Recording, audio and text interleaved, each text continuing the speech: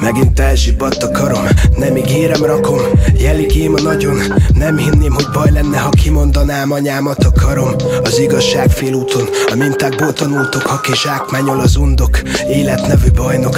Hirtelen elfuttok, de nem tudtok, csak utána bámultok.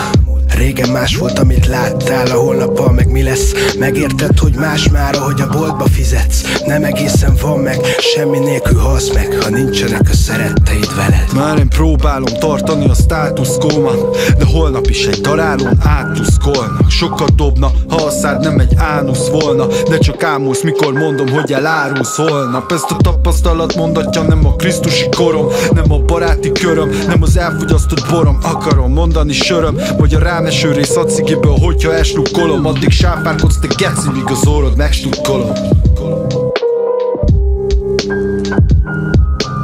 Van egy csomó történeted, minket megtemetnél. Annyi minden történt veled, Isten is lehetnél szar. Kilapátolva, te meg még szenvednél kart. Kikovácsolva, amennyire tagsálod magadat, annyit is engedjél.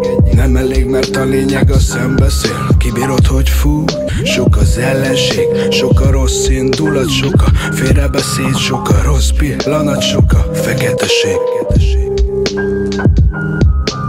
Próbálom megőrizni a hideg véremet, de az Isten szerelmére te minek méregetsz? Az Isten szarelmére bízta a létetek, és a játék elmélet szerinti meg a léteket.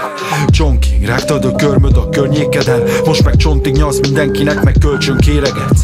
Csak hitelbe iszol, kasszírozod a jó viszonyt, leginkább ez jellemez engem meg emberiszony. Így nem feszülök, ki mit szól, vagy szeret nekem viszont, hogy kinek ki mit köszönhet. Elmondom én örömmel, kapirgáld a gesztenyét a csonkig rágott körömmel. Rázza az öklét, mikor mindent összevet. Te is egy vagy, a foglyok közt, de foglalj közhelyen. Királyok közt keltem fel, nem haragszom én rád, csak ne hergelj fel. Amit lehetett, hidd el, én megtettem. Egyszer élünk, de valamit ennem kell. Királyok közt keltem fel, nem haragszom én rád, csak ne hergelj fel. Amit lehetett, hidd el, én megtettem. Egyszer élünk, de valamit ennem kell.